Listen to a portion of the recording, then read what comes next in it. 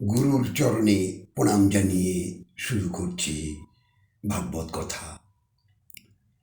এক বাবাজি আমায় জিজ্ঞেস করেছে যে এই জগতে যার অর্থ, তারই মান প্রতিপত্তি সমস্ত কিছু, তাকে নিয়ে জগতের সকলেই তার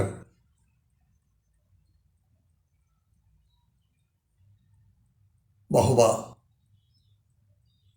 তাকেই মানি হিসেবে, অর্থাৎ সমাজের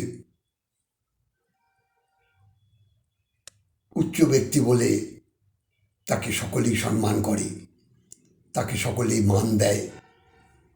আর যারা এই কৃষ্ণ নাম করছে তাদেরকে তো কেউ মান দেয় না। হরি বল।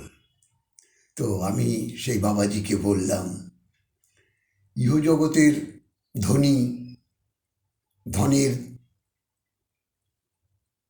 প্রচুর ধনে ধনী ভগবান শ্রীকৃষ্ণ তার ধনের আশা জন্ম জন্মান্তর পূর্ণ করেন, আর ভক্তের আশা, অর্থাৎ যে ভক্ত হরিনাম প্রেমে ডুবে আছে, সে ভালোবাসা একমাত্র ভগবানই তাকে ভালোবাসেন। আর ইহজগতের লোক যাকে ভালোবাসে, অর্থের প্রাচুর্যে যারা বসে আছে, তাদেরকে মান সম্মান, তাদেরকে সমাজের মান্যবর বলে মনে করে, সেটা চিরস্থায়ী নয়। আর ভগবান যাকে একবার ভালোবেসেছে, বা কোনো ভক্ত যদি ভগবানকে হৃদয় দিয়ে ভালোবাসতে পারে, সে ভালোবাসা জন্ম জন্মান্তরের। তাই ভালোবাসা তো সকলেই বাসে, কিন্তু ভগবানের প্রেমে যারা লিপ্ত হয়ে যায়, ভগবানের প্রেমে যারা প্রেমাবিষ্ট হয়ে যায়, আকৃষ্ট হয়ে যায়, ভগবান তার কাছে পৌঁছে যায়। অর্থাৎ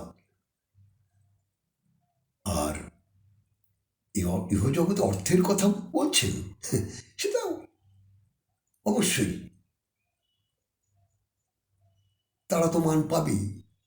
সমাজে যারা ঐশ্বর্যশালী ধনাঢ্য ব্যক্তি, তাদেরকে তো সকলে মান দেবেই, কিন্তু ওই মান আর আমার ভগবত প্রেমের পথে যে ভগবান যাকে হাত ধরে টেনে তোলে, তাকে নামাই কে গো, কেউ নামাতে পারে না।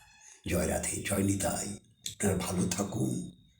আর সেই ধ্বনি, অর্থাৎ যার নামের ধ্বনি সদা সর্বদা কৃষ্ণ নাম প্রেমে যার হৃদয়ে পড়ে আছে, সেই ধ্বনিকে চিনুন। সেই ধ্বনির কদর ভগবান ছাড়া আর কে করবে? ভক্তাধীন ভগবান। তাই ভগবানের প্রেমে সদা সর্বদা নিজেকে ডুবিয়ে রাখুন।